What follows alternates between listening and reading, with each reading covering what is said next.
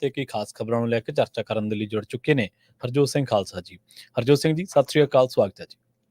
ਸਤਿ ਸ਼੍ਰੀ ਅਕਾਲ, ਧੰਨਵਾਦ ਜੀ ਆਇਆਂ ਨੂੰ। ਪੰਜਾਬੀ ਰੇਡੀਓ USA ਦੇ ਜਿੰਨੇ ਵੀ ਸਰੋਤੇ ਸਾਡੇ ਸਾਰੇ ਹੀ AM ਸਟੇਸ਼ਨਸ, FM ਸਟੇਸ਼ਨਸ, ਘਰਾਂ ਦੇ ਵਿੱਚ ਰੇਡੀਓ ਸੈਟਸ ਦੇ ਰਾਹੀਂ, ਟੈਲੀਫੋਨ ਦੇ ਰਾਹੀਂ, ਫੇਸਬੁੱਕ, YouTube ਤੇ ਲਾਈਵ ਦੇਖ ਰਹੇ ਹੋ, ਸੁਣ ਰਹੇ ਹੋ, ਸਾਰਿਆਂ ਨੂੰ ਜੀ ਆਇਆਂ ਨੂੰ ਤੇ ਬਹੁਤ ਹੀ ਪਿਆਰ ਤੇ ਸਤਿਕਾਰ ਭਰੀ ਸਤਿ ਸ਼੍ਰੀ ਅਕਾਲ। ਸਰੋਤਿਓ, ਅੱਜ ਸਤੰਬਰ ਦੀ 16 ਤਰੀਕ ਆ, ਦਿਨ ਸੋਮਵਾਰ ਆ, ਤੇ ਤੁਹਾਡੇ ਲਈ ਸਵੇਰ ਦਾ ਅਪਡੇਟ ਅਮਰੀਕਾ ਪ੍ਰੋਗਰਾਮ ਲੈ ਕੇ ਹਾਜ਼ਰ ਹੋਏ ਆ ਜੀ।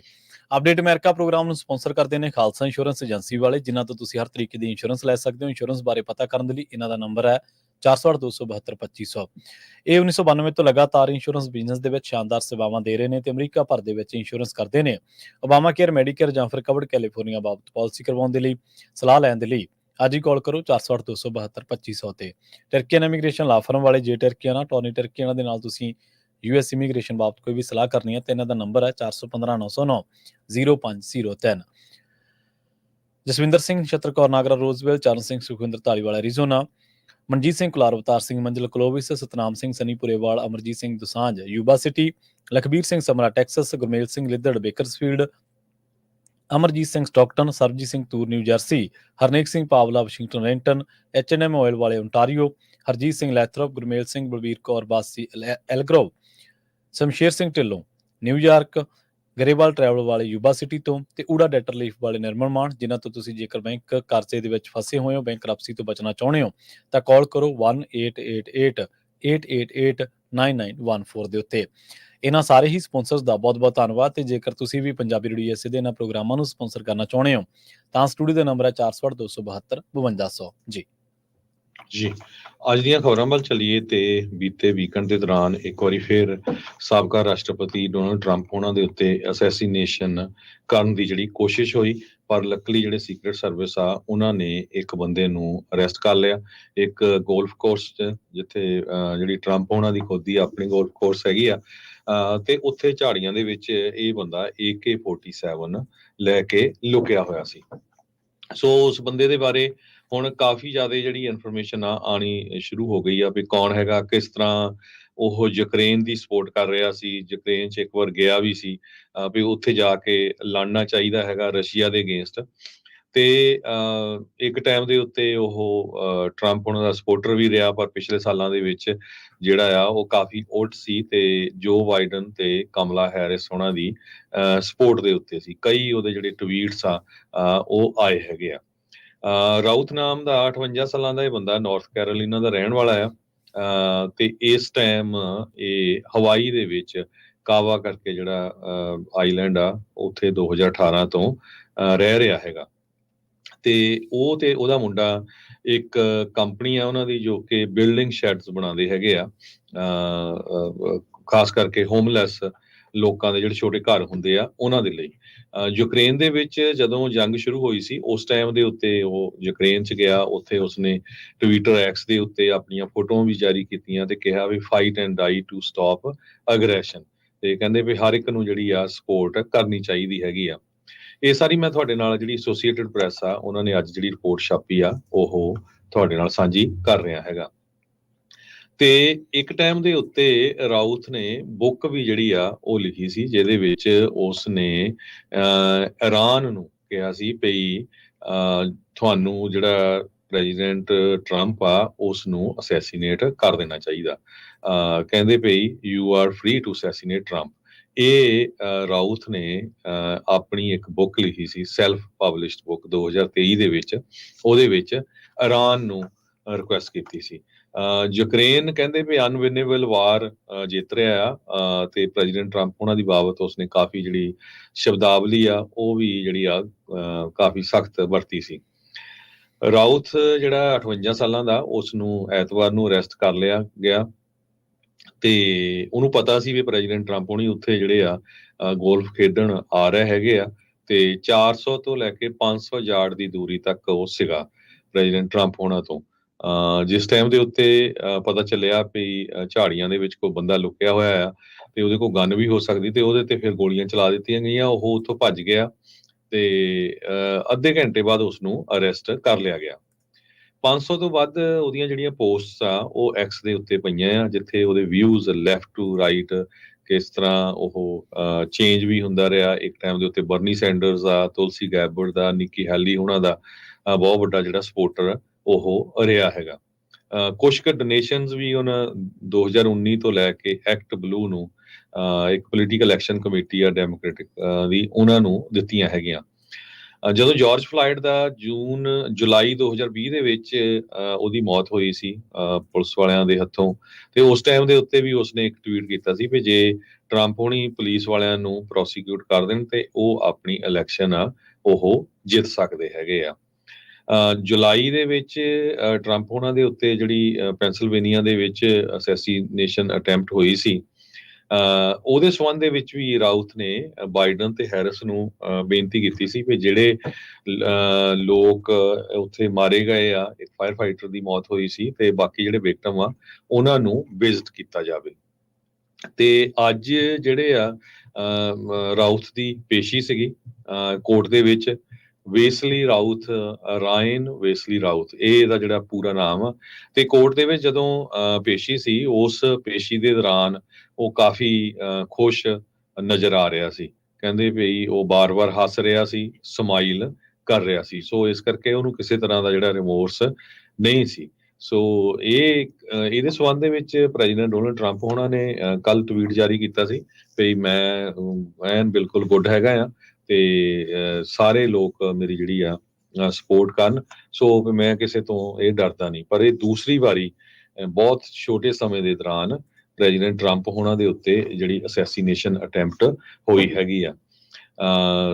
ਜੱਜ ਨੇ ਜਿਹੜਾ ਆ ਉਹਦੇ ਲਈ ਪੈਨਲਟੀਜ਼ ਜਿਹੜੀਆਂ ਆ ਉਹ ਰੀਡ ਕੀਤੀਆਂ ਜਦੋਂ ਕੋਰਟ ਦੇ ਵਿੱਚ ਪੇਸ਼ ਕੀਤਾ ਗਿਆ। 15 ਸਾਲਾਂ ਤੱਕ ਉਹਨੂੰ ਸਜ਼ਾ ਹੋ ਸਕਦੀ ਹੈ, 2.5 ਲੱਖ ਦਾ ਫਾਈਨ ਹੋ ਸਕਦਾ ਤੇ ਸੁਪਰਵਾਈਜ਼ਡ ਰਿਲੀਜ਼ ਉਹਦੀ ਹੋ ਸਕਦੀ ਹੈਗੀ ਆ। ਸੈਕੰਡ ਅਫੈਂਸ ਜਿਹੜਾ ਆ ਉਹ ਤੇ 5 ਸਾਲਾਂ ਦੀ ਸਜ਼ਾ ਤੇ 2.5 ਲੱਖ ਡਾਲਰ ਦਾ ਜਿਹੜਾ ਫਾਈਨ ਹੋ ਸਕਦਾ ਹੈਗਾ।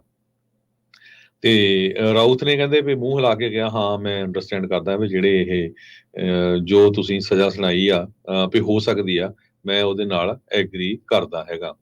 ਰਾਉਤ ਦੇ ਕੋਲ ਕਹਿੰਦੇ ਬਾਹਲੀ ਇਨਕਮ ਤਾਂ ਹੈ ਨਹੀਂ। ਕਹਿੰਦਾ ਵੀ ਮੈਂ $3000 ਮੰਥਲੀ ਬਣਾਉਣਾ ਆ ਤੇ ਮੇਰੀ ਇਸ ਟਾਈਮ 0 ਸੇਵਿੰਗਸ ਆ, 0 ਰੀਅਲ ਸਟੇਟ ਹੈਗੀ ਆ।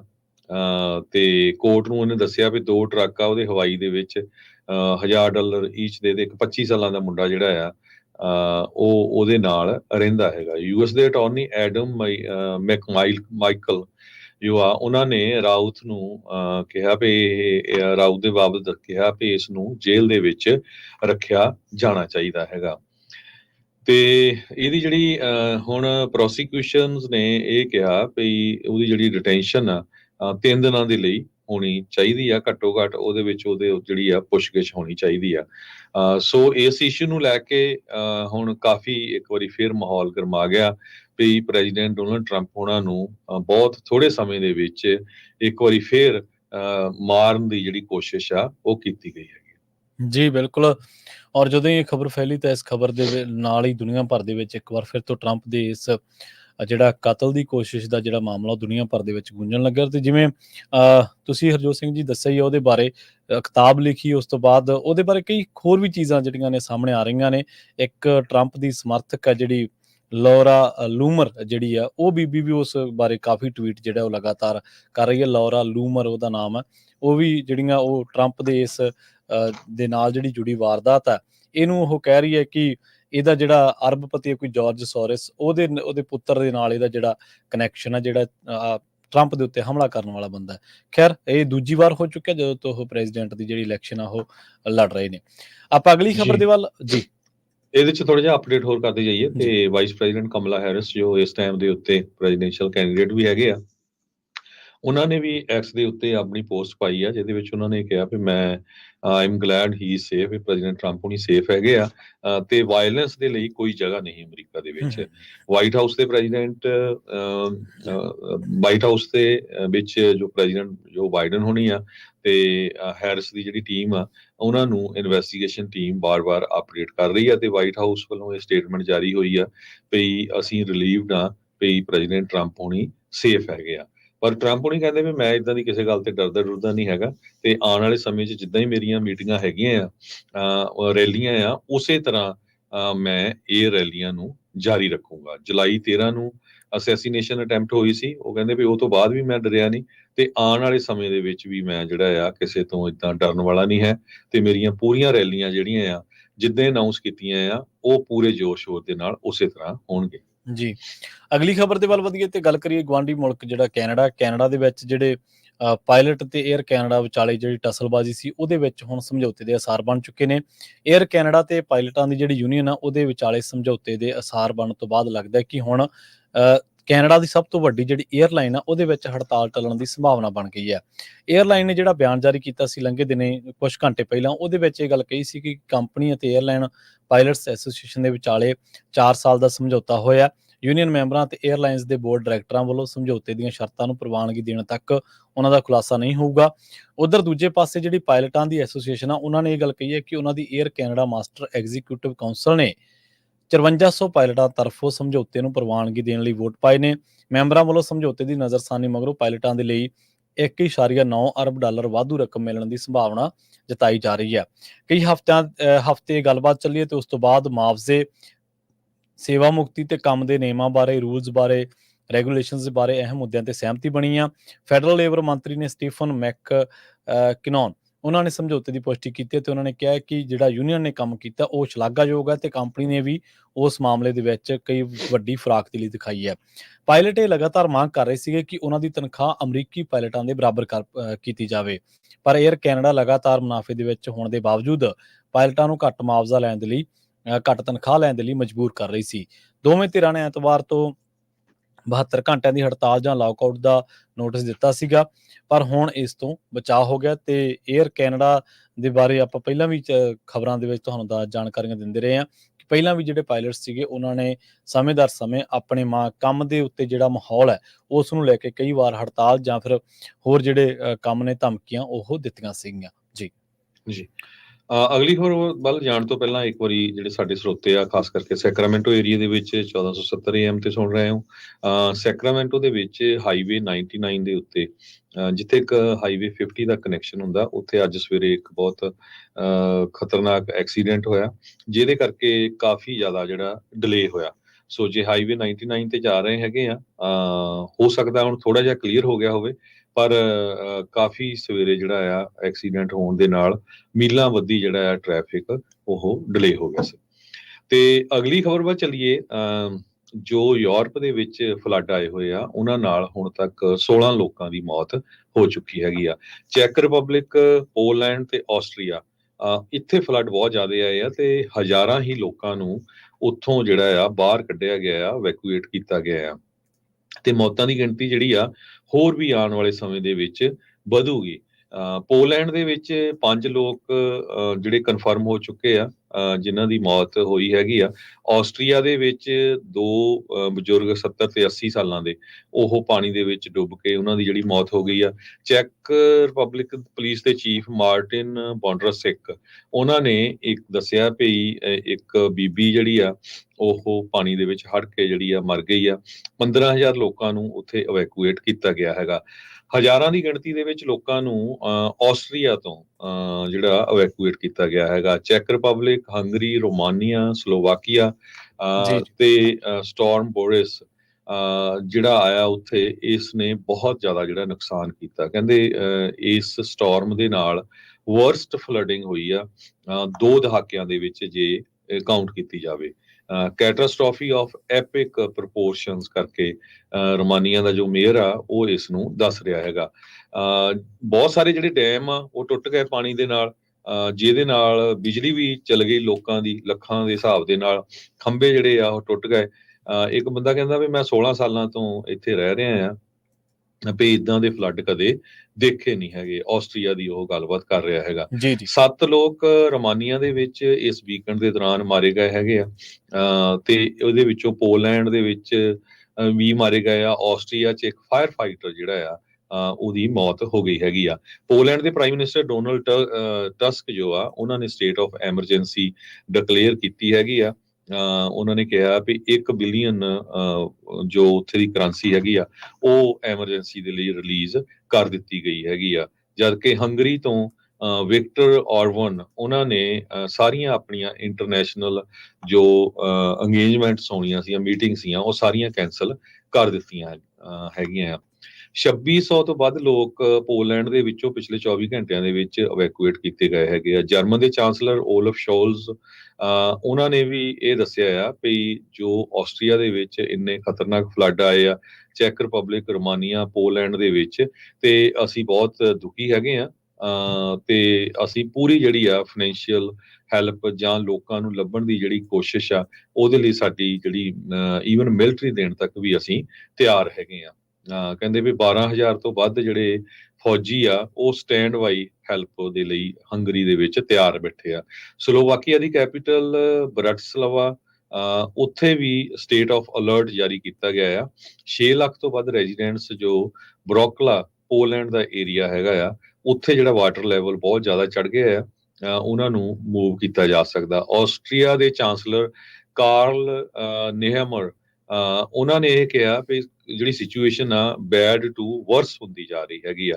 10,000 ਤੋਂ ਵੱਧ ਜਿਹੜੇ ਰਿਲੀਫ ਵਰਕਰਸ ਆ, ਉਹਨਾਂ ਨੇ ਲੋਕਾਂ ਨੂੰ ਇਵੈਕੂਏਟ ਕੀਤਾ 1100 ਘਰਾਂ ਦੇ ਵਿੱਚੋਂ। ਆਸਟਰੀਆ ਦੇ ਗਵਰਨਰ, ਜੋ ਲੋਅਰ ਆਸਟਰੀਆ ਦੇ ਗਵਰਨਰ ਜੋਹਾਨਾ ਮਿਕ ਲੀਟਨਰ ਹੈਗੇ ਆ, ਉਹਨਾਂ ਨੇ ਇੱਕ ਸਟੇਟਮੈਂਟ ਦੇ ਦੌਰਾਨ ਦੱਸਿਆ ਹੈਗਾ। ਇਸੇ ਤਰ੍ਹਾਂ ਮਿਊਨਿਸਪੈਲਿਟੀ ਆਫ ਲਿਲੀਅਨਫੀਲਡ, ਜਿੱਥੇ 25,000 ਦੇ ਕਰੀਬ ਰੈਜ਼ੀਡੈਂਟਸ ਹੈਗੇ ਆ, ਉਹ ਪੂਰੀ ਤਰ੍ਹਾਂ ਦੁਨੀਆ ਤੋਂ ਕੱਟ ਆਫ ਹੋਏ ਆ, ਮੀਡੀਆ ਤੋਂ ਕੱਟ ਆਫ ਹੋਏ ਆ, ਤੇ ਉੱਥੇ 12 ਡੈਮ ਹੁਣ ਤੱਕ ਟੁੱਟ ਚੁੱਕੇ ਹੈਗੇ ਆ। ਹਜ਼ਾਰਾਂ ਹੀ ਘਰਾਂ ਦੇ ਵਿੱਚ ਕੋਈ ਬਿਜਲੀ ਨਹੀਂ ਹੈ, ਕੋਈ ਪਾਣੀ ਨਹੀਂ ਹੈਗਾ। ਸੋ ਇਹ ਸਿਚੁਏਸ਼ਨ ਕਾਫੀ ਜਿਹੜੀ ਬੈਡ ਉੱਥੇ ਬਣੀ ਹੋਈ ਆ। ਕਹਿੰਦੇ ਵੀ 12,000 ਤੋਂ ਵੱਧ ਲੋਕ ਇਵੈਕੂਏਟ ਕੀਤੇ ਗਏ ਹੈਗੇ ਆ। ਇਸ ਤੋਂ ਬਿਨਾਂ ਇੱਕ ਮੁਰਾਰਾ ਰਿਵਰ ਆ, ਉਹ ਕਹਿੰਦੇ ਓਵਰਫਲੋ ਕਰ ਰਿਹਾ ਹੈਗਾ ਚੈਕ ਸਿਟੀ ਦੇ ਵਿੱਚ, ਜਿਹੜਾ ਲਿਟੋਵੈਲ ਵਾਲਾ ਏਰੀਆ ਹੈਗਾ। ਸੋ ਓਵਰਆਲ ਯੂਰਪ ਦੇ ਵਿੱਚ ਜਿੰਨੇ ਕੁ ਮੁਲਕ ਮੈਂ ਤੁਹਾਨੂੰ ਗਿਣਾਏ ਹੈਗੇ ਆ, ਉਹਨਾਂ ਦੀ ਸਿਚੁਏਸ਼ਨ ਬਹੁਤ ਬੈਡ ਆ, ਤੇ ਹਜੇ ਵੀ ਸੁਧਰਨ ਦਾ ਜਿਹੜਾ ਉੱਥੇ ਕੋਈ ਲੱਗ ਨਹੀਂ ਰਿਹਾ। ਪਰ ਜੋ ਰੀਸੈਂਟ ਤੂਫਾਨ ਆਇਆ, ਉਸਨੇ ਪੂਰੀ ਤਬਾਹੀ ਜਿਹੜੀ ਆ ਉਹ ਮਚਾਈ ਆ। ਜੋ ਯੂਰਪੀਅਨ ਕਮਿਸ਼ਨ ਦੇ ਪ੍ਰੈਜ਼ੀਡੈਂਟ ਹੈਗੇ ਆ ਉਰਸੁਲਾ ਵੌਨ ਡਰ ਲੇਅਨ, ਉਹਨਾਂ ਨੇ ਵੀ ਕਿਹਾ ਆ ਵੀ ਮੈਂ ਜਿਹੜੇ ਲੋਕ ਅਫੈਕਟਡ ਹੋਏ ਆ ਫਲੱਡਿੰਗ ਦੇ ਨਾਲ, ਉਹਨਾਂ ਦੇ ਨਾਲ ਮੇਰੀ ਸੋਲੀਡੈਰਿਟੀ ਹੈਗੀ ਆ, ਤੇ ਅਸੀਂ ਜਿੰਨੀ ਕੁ ਜਿਹੜੀ ਫਾਈਨੈਂਸ਼ੀਅਲ ਕਿਸੇ ਤਰ੍ਹਾਂ ਦੀ ਵੀ ਜਿਹੜੀ ਹੈਲਪ ਆ, ਇਹ ਸਾਰੇ ਮੁਲਕਾਂ ਨੂੰ ਚਾਹੀਦੀ ਆ, ਉਹ ਦੇਣ ਦੇ ਲਈ ਤਿਆਰ ਹੈਗੇ। ਜੀ ਜੀ। ਅਗਲੀ ਖਬਰ ਦੇ ਵੱਲ ਵਧੀਏ ਤੇ ਗੱਲ ਕਰੀਏ ਸ਼ੰਘਾਈ ਦੀ। ਜਿਵੇਂ ਇਸ ਤਰ੍ਹਾਂ ਕੁਦਰਤੀ ਆਫਤਾਂ ਜਿਹੜੀਆਂ ਨੇ ਉਹਨਾਂ ਦੇ ਬਾਰੇ ਕਰੀਏ ਤਾਂ 1949 ਤੋਂ ਬਾਅਦ ਸ਼ੰਘਾਈ ਦੇ ਵਿੱਚ ਬੇਬਿਨਿਕਾ ਜਿਹੜਾ ਤੂਫਾਨ ਆ, ਉਹਨੇ ਤਬਾਹੀ ਮਚਾਈ ਹੋਈ ਆ। ਬਹੁਤ ਬੁਰੇ ਹਾਲਾਤ ਨੇ ਉੱਥੇ। 1949 ਤੋਂ ਬਾਅਦ ਇਹਨੂੰ ਸਭ ਤੋਂ ਜਿਹੜਾ ਸ਼ਕਤੀਸ਼ਾਲੀ ਤੇ ਸਭ ਤੋਂ ਮਾਰੂ ਜਿਹੜਾ ਤੂਫਾਨ ਆ ਉਹ ਦੱਸਿਆ ਜਾ ਰਿਹਾ। ਤੇ ਹੁਣ ਦੱਸਦੇ ਆ ਕਿ ਸ਼ਹਿਰ ਦੇ 2 ਹਵਾਈ ਅੱਡਿਆਂ ਤੋਂ ਜਿੰਨੀਆਂ ਵੀ ਉਡਾਣਾਂ ਸੀਗੀਆਂ ਰੱਦ ਕਰ ਦਿੱਤੀਆਂ ਗਈਆਂ। ਡਿਜ਼ਨੀਲੈਂਡ ਵਰਗੇ ਜਿਹੜੇ ਪ੍ਰਮੁੱਖ ਉੱਥੇ ਆਕਰਸ਼ਣ ਨੇ ਸੈਲਾਨੀਆਂ ਵਾਸਤੇ, ਉਹ ਵੀ ਬੰਦ ਕਰ ਦਿੱਤੇ ਗਏ ਨੇ। ਤੇ ਕਈ ਹਾਈ ਸਪੀਡ ਜਿਹੜੀਆਂ ਰੇਲ ਰੂਟ ਨੇ ਉਹਨਾਂ ਨੂੰ ਅਸਥਾਈ ਤੌਰ ਤੇ ਬੰਦ ਕਰਨਾ ਪਿਆ। ਤੂਫਾਨ ਦੇ ਕਰਕੇ ਬਿਲਬੋਰਡ ਨੇ ਜਾਂ ਹੋਰ ਦਰਖਤ ਨੇ ਜਿਹੜੇ ਉਹ ਟੁੱਟ ਕੇ ਸੜਕਾਂ ਉੱਤੇ ਆ ਡਿੱਗੇ ਨੇ, ਤੇ ਇਸੇ ਕਰਕੇ ਜਿਹੜੇ ਕਈ ਥਾਵਾਂ ਦੇ ਉੱਤੇ ਤਾਂ ਜਿਹੜੇ ਰਾਹਤ ਕਾਰਜ ਨੇ ਉਹ ਕੀਤੇ ਨਹੀਂ ਜਾ ਸਕੇ। ਤੂਫਾਨ ਦੇ ਵਿੱਚ ਤੂਫਾਨ ਦੇ ਦਰਮਿਆਨ ਜਿਹੜੀਆਂ ਚੱਲ ਰਹੀਆਂ ਹਵਾਵਾਂ ਨੇ, ਇਹਨਾਂ ਦੀ ਜਿਹੜੀ ਗਤੀ ਆ ਜਾਂ ਇਹਨਾਂ ਦੀ ਜਿਹੜੀ ਰਫ਼ਤਾਰ ਆ, ਉਹ 94 ਮੀਲ ਪ੍ਰਤੀ ਘੰਟੇ ਦੀ ਰਫ਼ਤਾਰ ਦੇ ਨਾਲ ਚੱਲ ਰਹੀਆਂ ਨੇ। ਤੇ ਇਸ ਕਰਕੇ ਬਹੁਤ ਸਾਰੀਆਂ ਥਾਵਾਂ ਤੇ ਤਾਂ ਰਾਹਤ ਕਾਰਜ ਜਿਹੜੇ ਅਮਲੇ ਨੇ ਉਹਨਾਂ ਦਾ ਪਹੁੰਚਣਾ ਵੀ ਮੁਸ਼ਕਲ ਹੋਇਆ ਪਿਆ। ਇਮਾਰਤਾਂ ਟੁੱਟ ਚੁੱਕੀਆਂ ਨੇ ਤੇ ਬਿਜਲੀ ਦੇ ਖੰਭੇ ਉਖੜ ਚੁੱਕੇ ਨੇ। ਸ਼ੰਘਾਈ ਦੇ ਜਿਹੜੇ ਮੌਸਮ ਵਿਗਿਆਨ ਆਬਜ਼ਰਵੇਟਰੀ ਨੇ, ਉਹਨਾਂ ਨੇ ਕਿਹਾ ਕਿ ਸੋਮਵਾਰ ਨੂੰ ਸ਼ਹਿਰ ਦੇ ਕੁਝ ਹਿੱਸਿਆਂ ਦੇ ਵਿੱਚ ਸਵੇਰੇ ਮੀਂਹ ਵੀ ਪਿਆ, ਜਿਹਦੇ ਕਰਕੇ ਰਾਹਤ ਕਾਰਜ ਕਰਨੇ ਔਖੇ ਹੋਏ ਪਏ ਨੇ। ਸ਼ੰਘਾਈ ਦੇ ਬਾਰੇ ਕਿਹਾ ਜਾਂਦਾ ਕਿ ਅਕਸਰ ਇਹ ਘੱਟ ਅਫੈਕਟਡ ਹੁੰਦਾ ਤੂਫਾਨਾਂ ਤੋਂ, ਕਿਉਂਕਿ ਇਹ ਉਹਨਾਂ ਇਲਾਕਿਆਂ ਦੇ ਵਿੱਚ ਪੈਂਦਾ ਜਿੱਥੇ ਤੂਫਾਨ ਘੱਟ ਮਾਰੂ ਸਾਬਤ ਹੁੰਦੇ ਨੇ। ਪਰ ਇਸ ਵਾਰ ਸ਼ੰਘਾਈ ਦੇ ਵਿੱਚ ਇਸ ਤੂਫਾਨ ਨੇ ਬਹੁਤ ਸਾਰੀ ਤਬਾਹੀ ਜਿਹੜੀ ਆ ਉਹ ਮਚਾਈ ਆ। ਦੱਸਿਆ ਜਾ ਰਿਹਾ ਕਿ ਜਿਹੜੇ ਸ਼ੰਘਾਈ ਦੀ ਆਬਜ਼ਰਵੇਟਰੀ ਹੈ, ਮੈਟਰੋ ਜਿਹੜੇ ਮੌਸਮ ਦੇ ਬਾਰੇ, ਉਹਨਾਂ ਨੇ ਇਹ ਗੱਲ ਕਹੀ ਹੈ ਕਿ ਆਉਣ ਵਾਲੇ ਕੁਝ ਘੰਟਿਆਂ ਦੇ ਦਰਮਿਆਨ ਜਿਹੜਾ ਮੀਂਹ ਆ ਉਹ ਹੋਰ ਵੀ ਪੈ ਸਕਦਾ, ਜਿਹਦੇ ਕਰਕੇ ਪ੍ਰਭਾਵਿਤ ਇਲਾਕਿਆਂ ਜਾਂ ਕਹਿ ਲਓ ਪ੍ਰਭਾਵਿਤ ਲੋਕਾਂ ਤੱਕ ਜਿਹੜੀ ਮਦਦ ਆ ਉਹ ਪਹੁੰਚਾਉਣੀ ਔਖੀ ਹੋਊਗੀ। ਜਿਆਂਗਸੂ ਪ੍ਰੋਵਿੰਸ ਜਿਹੜੀ ਆ, ਉੱਥੇ ਦੱਸਿਆ ਜਾ ਰਿਹਾ ਕਿ ਉੱਥੇ ਫਲੱਡ ਜਿਹੜੇ ਨੇ ਉਹ ਉਹਨਾਂ ਦੇ ਵੀ ਆਉਣ ਦੀ ਸੰਭਾਵਨਾ। ਕਈ ਥਾਵਾਂ, ਨੀਵੇਂ ਥਾਵਾਂ ਦੇ ਉੱਤੇ, ਸਾਰੇ ਇਲਾਕੇ ਦੇ ਵਿੱਚ ਨਹੀਂ ਗਾ। ਉੱਥੇ ਫੂਡ ਡਿਲੀਵਰੀ ਦੀ ਜਿਹੜੀ ਸਰਵਿਸ ਆ ਉਹ ਵੀ ਪ੍ਰਭਾਵਿਤ ਹੋਈ ਹੈ, ਤੇ ਜਿਹੜੇ ਵਿਕਟਮਸ ਨੇ, ਜਿਹੜੇ ਪ੍ਰਭਾਵਿਤ ਲੋਕ ਨੇ, ਉਹਨਾਂ ਤੱਕ ਫੂਡ ਵਗੈਰਾ ਨਹੀਂ ਪਹੁੰਚ ਰਿਹਾ। 1961 ਦੇ ਵਿੱਚ ਜੁਲਾਈ ਦੇ ਵਿੱਚ ਦੱਸਿਆ ਜਾ ਰਿਹਾ ਕਿ ਇੱਥੇ ਬਹੁਤ ਜ਼ਿਆਦਾ ਗਰਮੀ ਜਿਹੜੀ ਉਹ ਰਿਕਾਰਡ ਕੀਤੀ ਗਈ ਸੀ ਤੇ ਇੱਥੇ ਸੋਕਾ ਵੀ ਸੀਗਾ। ਪਰ ਬਾਅਦ ਦੇ ਵਿੱਚ ਇਸ ਇਲਾਕੇ ਨੇ ਫਲੱਡ ਵੀ ਦੇਖੇ। ਦੱਸਿਆ ਜਾ ਰਿਹਾ ਹੈ ਇੱਕ ਨਿਊਯਾਰਕ ਟਾਈਮਜ਼ ਦੀ ਰਿਪੋਰਟ ਦੇ ਮੁਤਾਬਕ ਜਿਹੜੀ ਕਿ ਵਿਵੀਅਨ ਵੈਂਗ ਦੀ ਇੱਕ ਰਿਪੋਰਟ ਆ, ਉਹਨਾਂ ਨੇ ਬੜੀ ਤਫਸੀਲ ਦੇ ਨਾਲ ਇਸ ਬਾਰੇ ਰਿਸਰਚ ਕਰਕੇ ਪੂਰਾ ਸ਼ੰਘਾਈ ਦੇ ਬਾਰੇ, ਮੌਸਮ ਦੇ ਬਾਰੇ, ਕੁਦਰਤੀ ਆਫ਼ਤਾਂ ਦੇ ਬਾਰੇ ਬਹੁਤ ਸਾਰੇ ਉਹ ਜਿਹੜੇ ਆંકੜੇ ਨੇ ਉਹ ਜਿਹੜੇ ਸਾਂਝੇ ਕੀਤੇ ਨੇ। ਤੇ ਇਹਨਾਂ ਦੇ ਵਿੱਚ ਇਹਨਾਂ ਨੇ ਇਹ ਵੀ ਦੱਸਿਆ ਕਿ ਬੇਬਨੀਕਾ ਜਿਹੜਾ ਉਹ ਆਉਣ ਵਾਲੇ ਕੁਝ ਘੰਟਿਆਂ ਦੇ ਦਰਮਿਆਨ ਸ਼ੰਘਾਈ ਦੇ ਜਿਹੜੇ ਪ੍ਰਭਾਵਿਤ ਇਲਾਕੇ ਨੇ ਉਹਨਾਂ ਦੇ ਵਿੱਚ ਹੋਰ ਵੀ ਤਬਾਹੀ ਜਿਹੜਾ ਮਚਾਉਣ ਦੀ ਉਹ ਸਮਰੱਥਾ ਰੱਖਦਾ ਹੈ। ਯੈਂਗਟ ਰਿਵਰ ਆ ਉੱਥੇ ਜਿਹੜਾ ਕਿ ਇਸ ਟਾਈਮ ਖਤਰੇ ਦੇ ਨਿਸ਼ਾਨ ਦੇ ਨੇੜੇ ਤੇੜੇ ਵਹਿ ਰਿਹਾ ਜੀ। ਜੀ, ਅਗਲੀ ਖਬਰ ਵੱਲ ਚੱਲੀਏ ਤੇ ਸਰੋਤਿਆਂ ਨੂੰ ਯਾਦ ਹੋਊਗਾ ਕੁਝ ਸਮਾਂ ਪਹਿਲਾਂ ਇੱਕ ਟਾਈਟਨ ਸਬਮਰਸੀਬਲ ਜੋ ਇੱਕ ਬੇੜੀ ਸੀ ਉਹ ਡੁੱਬ ਗਈ ਸੀ, ਜੀ ਜਿਹੜੀ ਸਮੁੰਦਰ ਦੇ ਡੂੰਘੇ ਜਾਣੀ ਸੀ, ਰਿਸਰਚ ਕਰਦੇ ਸੀ ਵਿੱਚ ਤੇ ਉਸ ਦੇ ਸੰਬੰਧ ਦੇ ਵਿੱਚ ਹੁਣ ਜਿਹੜੀ ਆ ਹੀਅਰਿੰਗ ਚੱਲ ਰਹੀ ਹੈਗੀ ਆ।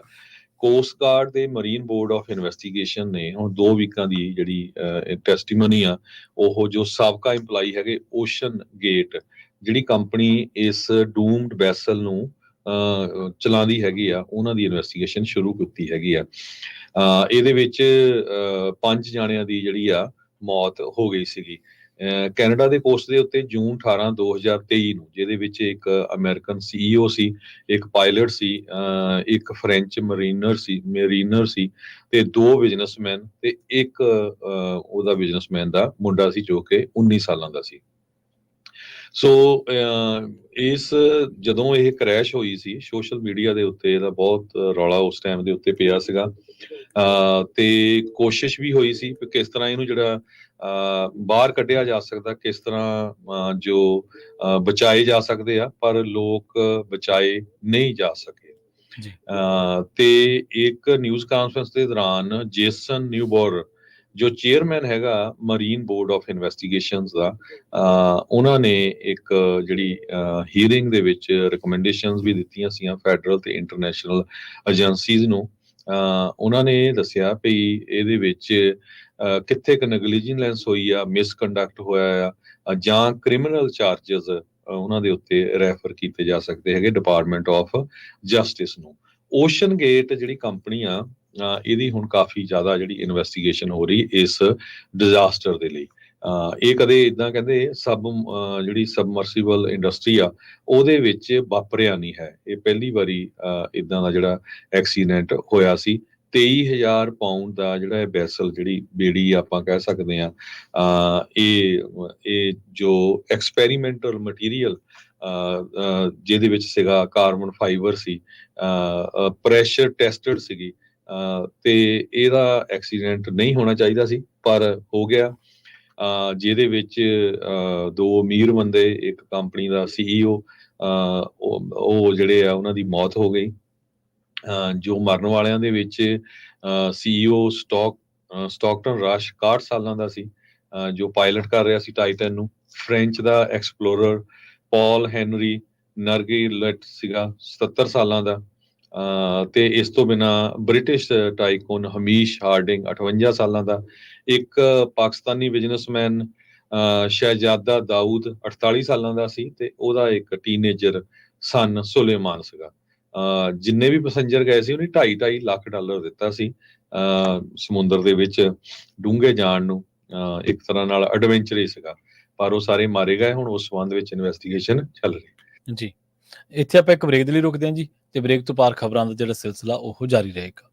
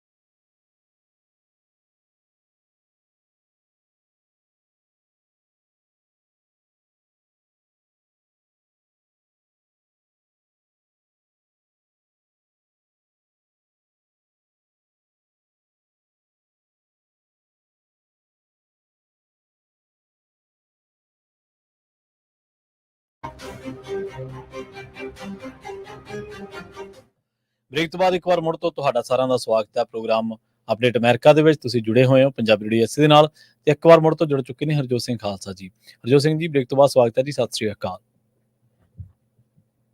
ਤੁਹਾਡੀ ਆਵਾਜ਼ ਨਹੀਂ ਆ ਰਹੀ ਜੀ। ਜੀ ਸਤਿ ਸ਼੍ਰੀ ਅਕਾਲ, ਧੰਨਵਾਦ ਜੀ ਆਇਆਂ ਨੂੰ। ਜੀ। ਅਗਲੀਆਂ ਖਬਰਾਂ ਵੱਲ ਚੱਲੀਏ ਤੇ ਅੱਜ ਨਿਊਯਾਰਕ ਟਾਈਮਸ ਰਿਪੋਰਟ ਕਰ ਰਿਹਾ ਵੀ ਟਿਕਟੌਕ ਬੈਨ ਹੋ ਜਾਊਗੀ ਜਨਵਰੀ ਮਹੀਨੇ 'ਚ।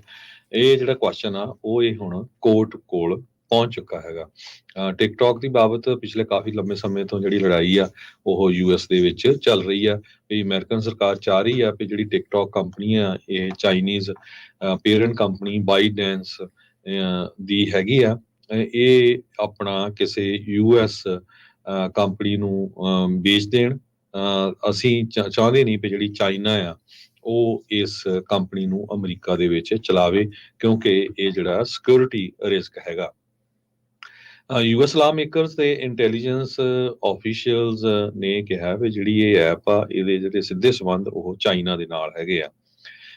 ਇਹਦੇ ਵਿੱਚ ਕਾਂਗਰਸ ਇਹਦੇ ਸੰਬੰਧ ਦੇ ਵਿੱਚ ਕਾਂਗਰੈਸ਼ਨਲ ਹੀਅਰਿੰਗ ਵੀ ਹੋਈ ਸੀ।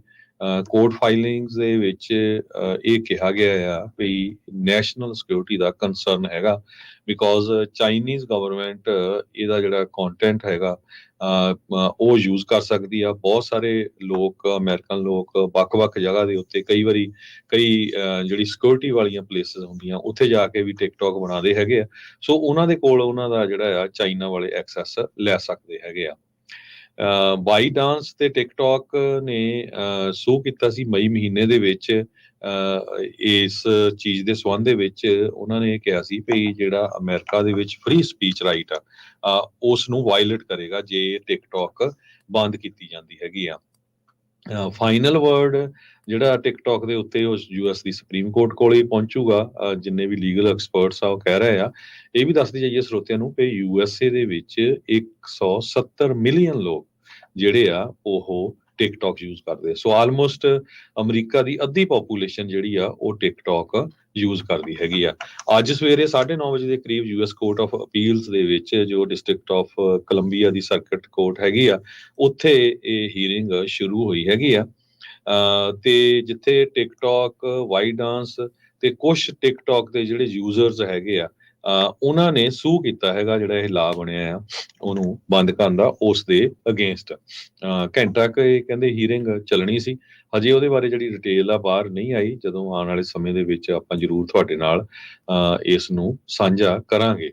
ਸੁਪਰੀਮ ਕੋਰਟ ਜਿਹੜੀ ਯੂਐਸ ਦੀ ਆ ਉਹ ਡਿਸਾਈਡ ਕਰੂਗੀ ਵੀ ਉਹ ਜਿਹੜੀ ਅਪੀਲ ਆ ਉਹ ਲੈਣਗੇ ਜਾਂ ਨਹੀਂ ਲੈਣਗੇ, ਕਿਉਂਕਿ ਟਿਕਟੌਕ ਯੂਜ਼ਰਸ ਤੇ ਟਿਕਟੌਕ ਕੰਪਨੀ ਵਾਲੇ ਇਹ ਕਹਿ ਰਹੇ ਆ ਇਹ ਜਿਹੜਾ ਫਸਟ ਅਮੈਂਡਮੈਂਟ ਦੇ ਨਾਲ ਰਿਲੇਟਡ ਕੇਸ ਆ ਤੇ ਸਿੱਧੀ ਵਾਇਲੇਸ਼ਨ ਹੈਗੀ ਆ ਜੇ ਇਸ ਨੂੰ ਬਲੌਕ ਕੀਤਾ ਜਾਂਦਾ ਹੈਗਾ।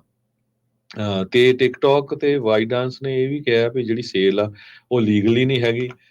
ਟੈਕਨੀਕਲੀ ਇਹ ਫੀਜ਼ੀਬਲ ਨਹੀਂ ਹੈਗੀ। ਜਨਵਰੀ 19 2025 ਤੋਂ ਪਹਿਲਾਂ ਜਿਹੜੀ ਕਿ ਡੈਡਲਾਈਨ ਰੱਖੀ ਗਈ ਹੈਗੀ ਆ ਉਸ ਤੋਂ ਪਹਿਲਾਂ ਜਾਂ ਤਾਂ ਉਹਨਾਂ ਨੂੰ ਕੰਪਨੀ ਵੇਚਣੀ ਪਊਗੀ ਤੇ ਜਾਂ ਜਿਹੜੀ ਕੰਪਨੀ ਆ ਉਹ ਸ਼ਟ ਡਾਊਨ ਕਰਨੀ ਪਊਗੀ। ਯੂਐਸ ਗਵਰਨਮੈਂਟ ਕਿਸ ਤਰ੍ਹਾਂ ਇਸ ਨੂੰ ਜਿਹੜੀ ਡਿਫੈਂਡ ਕਰੂਗੀ, ਜਸਟਿਸ ਡਿਪਾਰਟਮੈਂਟ ਨੇ ਆਰਗੂ ਕੀਤਾ ਹੈਗਾ। ਇਸ ਸੰਬੰਧ ਦੇ ਵਿੱਚ ਉਹਨਾਂ ਨੇ ਆਪਣੇ ਜਿਹੜੇ ਸਿਕਿਉਰਿਟੀ ਨੂੰ ਲੈ ਕੇ ਜਿਹੜੇ ਪੱਖ ਪੇਸ਼ ਕੀਤੇ ਹੈਗੇ ਆ। ਦੂਸਰੇ ਪਾਸੇ ਜਿਹੜੇ ਟਿਕਟੌਕ ਯੂਜ਼ਰਸ ਤੇ ਕੰਪਨੀ ਆ ਉਹਨਾਂ ਨੇ ਇਹ ਕਿਹਾ ਆ ਵੀ ਫਸਟ ਅਮੈਂਡਮੈਂਟ ਕਰਕੇ ਜਿਹੜਾ ਸਾਡਾ ਹੱਕ ਹੋਣਾ ਚਾਹੀਦਾ, ਅਸੀਂ ਜੋ ਮਰਜ਼ੀ ਬੋਲੀਏ ਲਿਖੀਏ। ਪਰ ਇਹਨੂੰ ਜਿਹੜਾ ਤੁਸੀਂ ਕਨੈਕਟ ਕਰ ਰਹੇ ਹੈਗੇ ਚਾਈਨਾ ਦੇ ਨਾਲ ਤੇ ਚਾਈਨਾ ਵਾਲੇ ਕਹਿੰਦੇ ਵੀ ਅਸੀਂ ਜਿਹੜੀ ਕਿਸੇ ਤਰ੍ਹਾਂ ਦੀ ਜਿਹੜੀ ਇਨਫੋਰਮੇਸ਼ਨ ਆ ਉਹਨੂੰ ਨਹੀਂ ਯੂਜ਼ ਕਰਦੇ ਹੈਗੇ। ਇਹ ਸੋ ਕਾਫੀ ਵੱਡੀ ਜਿਹੜੀ ਲੜਾਈ ਆ ਟਿਕਟੌਕ ਦੇ ਸੰਬੰਧ ਦੇ ਵਿੱਚ ਚੱਲ ਰਹੀ ਆ। ਇਹ ਹੁਣ ਦੇਖਾਂਗੇ ਵੀ ਟਿਕਟੌਕ ਡਿਸਅਪੀਅਰ ਹੋ ਜਾਊਗੀ ਜਾਂ ਟਿਕਟੌਕ ਨੂੰ ਕੋਈ ਅਮਰੀਕਨ ਬਿਜ਼ਨਸਮੈਨ ਖਰੀਦ ਲਊਗਾ ਤੇ ਇਸੇ ਤਰ੍ਹਾਂ ਚੱਲੂਗੀ। ਜੀ, ਅਗਲੀ ਖਬਰ ਦੇ ਵੱਲ ਵਧੀਏ ਤੇ ਗੱਲ ਕਰੀਏ ਇਜ਼ਰਾਈਲ ਦੇ ਗਾਜ਼ਾ ਉੱਤੇ ਕੀਤੇ ਜਾ ਰਹੇ ਹਮਲਿਆਂ ਦੇ ਬਾਰੇ। ਫਿਲਿਸਤੀਨ ਦੇ ਅਫੀਸ਼ੀਅਲਸ ਨੇ ਇਹ ਗੱਲ ਕਹੀ ਹੈ ਕਿ ਤਾਜ਼ਾ ਜਿਹੜੇ ਹਮਲੇ ਕੀਤੇ ਗਏ ਨੇ, ਸਟ੍ਰਾਈਕ ਹੋਈਆਂ ਨੇ ਇਜ਼ਰਾਈਲ ਦੇ ਵੱਲੋਂ, ਉਹਨਾਂ ਦੇ ਕਰਕੇ 16 ਜਣੇ ਗਾਜ਼ਾ ਦੇ ਵਿੱਚ ਪੱਟੀ ਦੇ ਵਿੱਚ ਮਾਰੇ ਗਏ ਨੇ, ਜਿਨ੍ਹਾਂ ਦੇ ਵਿੱਚ 5 ਔਰਤਾਂ ਨੇ ਤੇ 4 ਬੱਚੇ ਦੱਸੇ ਗਏ ਨੇ। ਇੱਕ ਜਿਹੜੀ ਸਟ੍ਰਾਈਕ ਹੋਈ ਆ ਉਹ ਨੁਸਰਤ ਰਿਫਿਊਜੀ ਕੈਂਪ ਹੈ ਸੈਂਟਰਲ ਗਾਜ਼ਾ ਦੇ ਵਿੱਚ, ਉੱਥੇ ਹੋਈ ਹੈ ਤੇ ਜਿੱਥੇ ਘੱਟੋ ਘੱਟ 10 ਜਣੇ ਮਾਰੇ ਗਏ ਨੇ। ਇਹਨਾਂ ਦੇ ਵਿੱਚ 4 ਔਰਤਾਂ ਤੇ 2 ਬੱਚੇ ਸਨ ਤੇ ਜਿਹੜੀ ਅਵਧਾ ਹਸਪੀਟਲ ਦੇ ਉੱਤੇ ਇੱਕ ਸਟ੍ਰਾਈਕ ਹੋਈ ਆ, ਉੱਥੇ ਵੀ ਦੱਸਿਆ ਜਾ ਰਿਹਾ ਕਿ 13 ਜਾਣੇ ਜਿਹੜੇ ਜ਼ਖਮੀ ਹੋਏ ਆ। ਹਸਪਤਾਲ ਨੇ ਇਹ ਦੱਸਿਆ ਕਿ ਜਿਨ੍ਹਾਂ ਦੇ ਜਿਹੜੇ ਮਾਰੇ ਗਏ ਨੇ, ਉਹਨਾਂ ਦੇ ਵਿੱਚ ਇੱਕ ਮਦਰ ਹੈ ਤੇ ਇੱਕ ਉਹਦੇ ਬੱਚੇ ਨੇ ਜਿਹੜੇ, ਤੇ ਨਾਲ ਉਹਦੇ 5 ਘਰ ਦੇ ਹੋਰ ਮੈਂਬਰ ਦੱਸੇ ਗਏ ਨੇ। ਇਸੇ ਤਰ੍ਹਾਂ ਗਾਜ਼ਾ ਦੇ ਵਿੱਚ ਲੰਘੇ ਦਿਨੀ ਇੱਕ ਹੋਰ ਸਟ੍ਰਾਈਕ ਹੋਈ ਸੀ, ਜਿਹਦੇ ਵਿੱਚ 6 ਜਾਣੇ ਜਿਹੜੇ ਨੇ ਮਾਰੇ ਗਏ ਨੇ। ਟੋਟਲ ਇਹਨਾਂ ਤਾਜ਼ਾ ਹਵਾਈ ਹਮਲਿਆਂ ਦੇ ਵਿੱਚ 16 ਜਾਣੇ ਮਾਰੇ ਗਏ ਨੇ, ਜਿਹਦੇ ਵਿੱਚ ਇੱਕ ਔਰਤ ਤੇ 2 ਉਹਦੇ ਬੱਚੇ ਸ਼ਾਮਲ ਦੱਸੇ ਗਏ ਨੇ। ਸਿਵਲ ਡਿਫੈਂਸ ਦੇ ਵੱਲੋਂ ਇਹ ਜਿਹੜੀ ਜਾਣਕਾਰੀ ਉਹ ਦਿੱਤੀ ਗਈ ਹੈ।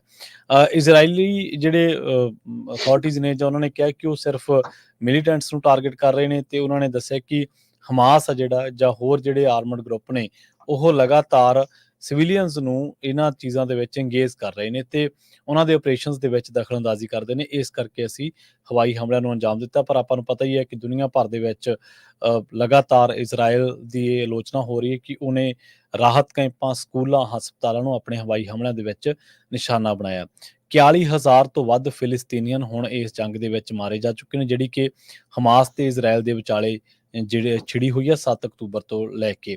ਤੇ ਦੱਸਿਆ ਜਾ ਰਿਹਾ ਕਿ 1 ਸਾਲ ਪਹਿਲਾਂ ਮਿਨਿਸਟਰੀ ਨੇ ਜਿਹੜਾ ਇਹ ਗੱਲ ਦੱਸੀ ਹੈ ਕਿ ਫਾਈਟਰਸ ਨੇ ਜਿਹੜੇ ਲੜਾਕੇ ਨੇ ਜਿਹੜੇ ਜਾਂ ਸਿਵਿਲੀਅਨਸ ਨੇ, ਉਹਨਾਂ ਦੇ ਵਿੱਚ ਆਪਸੀ ਜਾਂ ਕਿੰਨੇ ਕੁ ਤੌਰ ਤੇ ਉਹ ਇਕੱਠੇ ਰਹਿੰਦੇ ਨੇ, ਇਹਦੇ ਵਿੱਚ ਪਤਾ ਨਹੀਂ। ਪਰ ਹੁਣ ਤੱਕ ਇਹਨਾਂ ਜ਼ਰੂਰ ਪਤਾ ਲੱਗਿਆ ਕਿ ਤਕਰੀਬਨ ਇਜ਼ਰਾਈਲ ਵੱਲੋਂ ਕਿ ਉਹਨੇ ਹਮਾਸ ਦੇ 17,000 ਜਿਹੜੇ ਲੜਾਕੇ ਨੇ ਉਹ ਮਾਰ ਦਿੱਤੇ ਨੇ।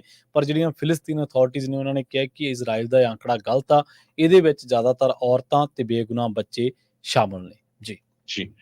ਅਗਲੀ ਖਬਰ ਵੱਲ ਚੱਲੀਏ। ਉਹ ਮਿਡਲ ਈਸਟ ਤੋਂ ਆ ਰਹੀ ਆ, ਜਿੱਥੇ ਪ੍ਰੈਜ਼ੀਡੈਂਟ ਜੋ ਬਾਈਡਨ ਉਹਨਾਂ ਨੇ ਆਪਣੇ ਇੱਕ ਸਹਾਇਕ ਨੂੰ ਭੇਜਿਆ ਹੈਗਾ ਇਜ਼ਰਾਈਲ, ਤਾਂ ਕਿ ਜਿਹੜੀ ਉੱਥੇ ਲੜਾਈ ਚੱਲ ਰਹੀ ਹੈਗੀ ਆ ਗਾਜ਼ਾ ਦੇ ਵਿੱਚ, ਇਜ਼ਰਾਈਲ ਤੇ ਗਾਜ਼ਾ ਦੇ ਵਿਚਕਾਰ, ਉਹ ਲੈਬਨਾਨ ਵੱਲ ਨੂੰ ਨਾ ਵੱਧ ਜਾਵੇ। ਨਿਊਯਾਰਕ ਟਾਈਮ ਨੇ ਕਾਫੀ ਵੱਡਾ ਜਿਹੜਾ ਆਰਟੀਕਲ ਇਸ ਸੰਬੰਧ ਵਿੱਚ ਛਾਪਿਆ ਹੈਗਾ।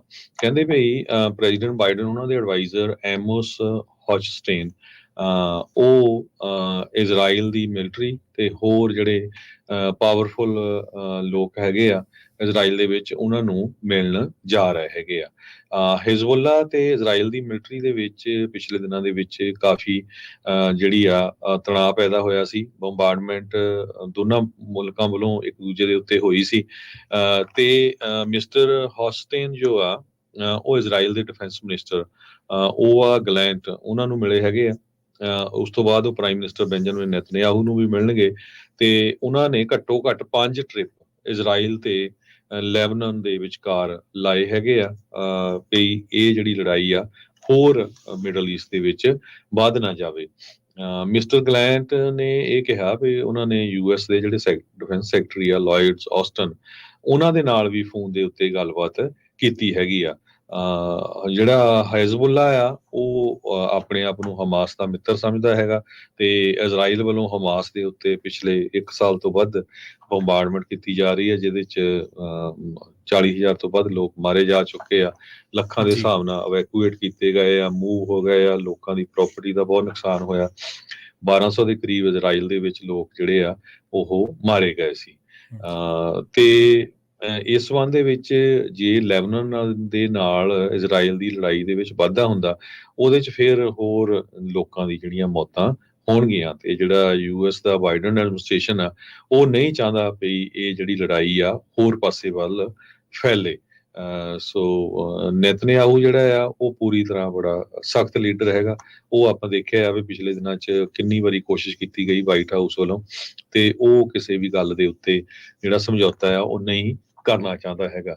ਤੇ ਇਸ ਵੇਲੇ ਸਿਚੁਏਸ਼ਨ ਮਿਡਲ ਈਸਟ ਦੇ ਵਿੱਚ ਵੀ ਬਹੁਤ ਜਿਹੜੀ ਆ ਖਤਰਨਾਕ ਬਣੀ ਹੋਈ ਹੈਗੀ ਆ।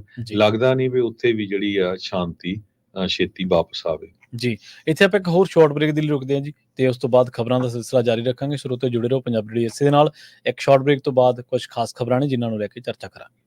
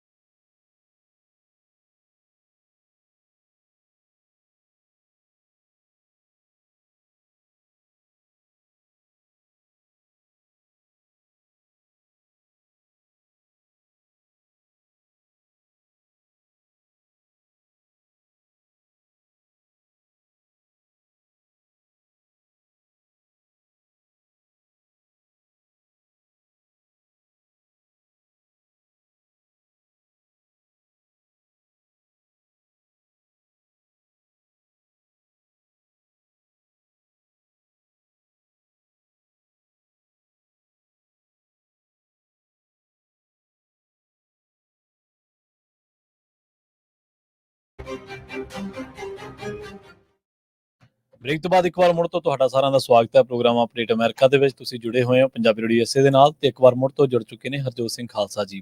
ਹਰਜੋਤ ਸਿੰਘ ਜੀ, ਬ੍ਰੇਕ ਤੋਂ ਬਾਅਦ ਸਵਾਗਤ ਹੈ ਜੀ। ਸਤਿ ਸ੍ਰੀ ਅਕਾਲ। ਸਤਿ ਸ਼੍ਰੀ ਅਕਾਲ, ਧੰਨਵਾਦ ਜੀ ਆਇਆਂ ਨੂੰ। ਜੀ ਅਗਲੀਆਂ ਖਬਰਾਂ ਵੱਲ ਚੱਲੀਏ ਤੇ ਬੇਰੀਏ ਦੇ ਵਿੱਚ ਜਿਹੜਾ ਟੈਂਪਰੇਚਰ ਆ ਕਾਫੀ ਡਾਊਨ ਹੋਇਆ ਹੈ ਤੇ ਮੀਂਹ ਪੈਣ ਦੇ ਵੀ ਕਾਫੀ ਜਿਹੜੇ ਅਸਾਰ ਹੈਗੇ ਆ। ਕਹਿੰਦੇ ਇੱਕ ਤਰ੍ਹਾਂ ਦੇ ਨਾਲ ਇਹ ਐਬਨੋਰਮਲ ਜਿਹੜਾ ਵੈਦਰ ਆ ਉਹ ਚੱਲ ਰਿਹਾ ਸੈਨ ਫਰਾਂਸਿਸਕੋ ਗੇਟ ਦੇ ਮੁਤਾਬਕ।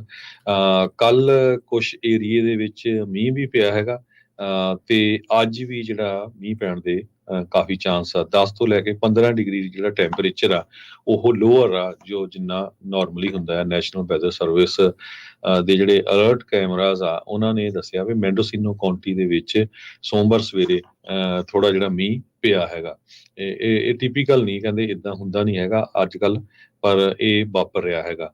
ਡਾਊਨਟਾਊਨ ਸੈਨ ਫਰਾਂਸਿਸਕੋ, ਈਸਟਵੇ, ਲਿਵਰਮੋਰ, ਇਹਨਾਂ ਸਾਰਿਆਂ ਦੇ ਵਿੱਚ ਜਿਹੜਾ ਆ ਮੀਂਹ ਪੈ ਸਕਦਾ ਹੈਗਾ। ਸੈਨ ਹੋਜ਼ੇ 에ਅਰਪੋਰਟ ਦੇ ਲਾਗੇ ਛਾਗੇ ਵੀ।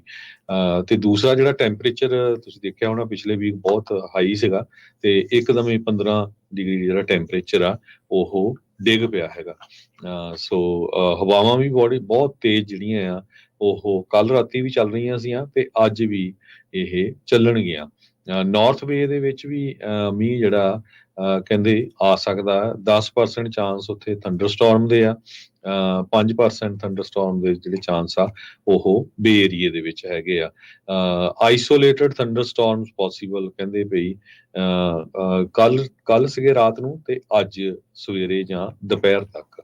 ਇਹ ਜਿਹੜਾ ਨੈਸ਼ਨਲ ਵੈਦਰ ਸਰਵਿਸ ਆ ਉਹਨਾਂ ਨੇ ਅਪਡੇਟ ਕੀਤੀ ਹੈ ਜੀ। ਇਸ ਟਾਈਮ ਇੱਕ ਹੋਰ ਖਾਸੀ ਜਿਹੜੀ ਖਬਰ ਆ ਉਹਦੀ ਖਾਸੀ ਚਰਚਾ CNN, BBC, ਰਾਈਟਰਸ ਤੇ ਯਾਹੂ ਉੱਤੇ ਇਹ ਜਿਹੜੀਆਂ ਖਬਰਾਂ ਨੇ ਇਸ ਮਾਮਲੇ ਦੇ ਵਿੱਚ ਉਹਨਾਂ ਨੇ ਕਾਫੀ ਸ਼ਾਇع ਕੀਤੀਆਂ ਨੇ ਤੇ ਇਸ ਤੇ ਖਾਸੀ ਚਰਚਾ ਹੋ ਰਹੀ ਹੈ। ਨਾਈਜੀਰੀਆ ਦੇ ਵਿੱਚ ਫਲੱਡ ਆ ਰਹੇ ਨੇ। ਨਾਈਜੀਰੀਆ ਦੇ ਵਿੱਚ ਫਲੱਡ ਆਉਣ ਕਰਕੇ ਇੱਕ ਜੇਲ੍ਹ ਦੀ ਕੰਧ ਜਿਹੜੀ ਆ ਡਿੱਗ ਪਈ ਤੇ ਤਕਰੀਬਨ 274 ਜਿਹੜੇ ਕੈਦੀ ਸੀਗੇ ਉਹ ਇਸ ਕੈਦ ਦੇ ਵਿੱਚੋਂ ਭੱਜਣ ਦੇ ਵਿੱਚ ਕਾਮਯਾਬ ਹੋ ਗਏ। ਬੋਰਨੋ ਸਟੇਟ ਹੈ ਜਿਹੜੀ, ਉੱਥੇ ਫਲੱਡ ਬਹੁਤ ਜ਼ਿਆਦਾ ਆਇਆ ਤੇ ਹੁਣ ਤੱਕ ਦੱਸਿਆ ਜਾ ਰਿਹਾ ਕਿ ਵੈਸਟਰਨ ਤੇ ਸੈਂਟਰਲ ਅਫਰੀਕਾ ਦੇ ਵਿੱਚ ਇਹਨਾਂ ਫਲੱਡਸ ਕਰਕੇ, ਇਹਨਾਂ ਹੜ੍ਹਾਂ ਕਰਕੇ ਤਕਰੀਬਨ 10,000 ਜਿਹੜਾ ਬੰਦਾ ਉਹ ਮਾਰਿਆ ਗਿਆ। 281 ਜਿਹੜੇ ਕੈਦੀ ਸੀਗੇ ਉਹ ਭੱਜ ਗਏ ਸੀਗੇ ਲੰਘੇ ਦਿਨਾਂ ਦੇ ਵਿੱਚ ਜਦੋਂ ਜੇਲ੍ਹ ਦੀ ਕੰਧ ਡਿੱਗੀ। ਤੇ ਨਾਈਜੀਰੀਅਨ ਕਰੈਕਸ਼ਨਲ ਸਰਵਿਸ ਸਪੋਕਸਮੈਨ ਨੇ ਅਬੂ ਬਕਰ ਉਮਰ ਉਹਨਾਂ ਨੇ ਇੱਕ ਸਟੇਟਮੈਂਟ ਦੇ ਵਿੱਚ ਦੱਸਿਆ। ਤੇ ਜਿਹੜੇ ਫਲੱਡ ਨੇ ਉਹਨਾਂ ਦੇ ਵਿੱਚ ਦੱਸਿਆ ਗਿਆ ਕਿ ਜਿਹੜੇ ਕਰੈਕਸ਼ਨਲ ਫੈਸਿਲਿਟੀ ਆ ਉਹ ਵੀ ਕਾਫੀ, ਉਹਦਾ ਬਹੁਤ ਹਿੱਸਾ ਜਿਹੜਾ ਡੁੱਬ ਗਿਆ ਸੀਗਾ। ਸਿਕਿਉਰਿਟੀ ਕਸਟੋਡੀਅਲ ਸੈਂਟਰ ਜਿਹੜਾ ਮੀਡੂਗੁਰੀ ਜਿਹੜਾ ਇਹਦਾ ਨਾਮ ਦੱਸਿਆ ਗਿਆ, ਉੱਥੇ ਇਹਦੀ ਜਦੋਂ ਜੇਲ੍ਹ ਦੇ ਇੱਥੇ ਇਹਨਾਂ ਇਲਾਕਿਆਂ ਦੇ ਵਿੱਚ ਫਲੱਡ ਆਏ ਤਾਂ ਜੇਲ੍ਹ ਦੇ ਵਿੱਚ ਬਹੁਤ ਜ਼ਿਆਦਾ ਫਲੱਡ ਆ ਗਿਆ ਸੀਗਾ। ਫਲੱਡ ਦੇ ਕਰਕੇ ਇਹਨਾਂ ਕੈਦੀਆਂ ਨੇ ਸ਼ੋਰ ਜਿਹੜਾ ਮਚਾਉਣਾ ਜਾਂ ਰੌਲਾ ਪਾਉਣਾ ਸ਼ੁਰੂ ਕਰ ਦਿੱਤਾ। ਉਸ ਤੋਂ ਬਾਅਦ ਇੱਕ ਕੰਧ ਡਿੱਗਦੀ ਹੈ ਜਿਹਦੇ ਬਾਰੇ ਕਿਹਾ ਜਾ ਰਿਹਾ ਕਿ ਇਹ ਕੰਧ ਵੀ ਜਿਹੜੀ ਹੈ ਕੈਦੀਆਂ ਨੇ ਡਿੱਗੀ ਹੈ। 284 ਜਿਹੜੇ ਕੈਦੀ ਸੀਗੇ ਉਹ ਜੇਲ੍ਹ ਦੇ ਵਿੱਚੋਂ ਭੱਜ ਗਏ।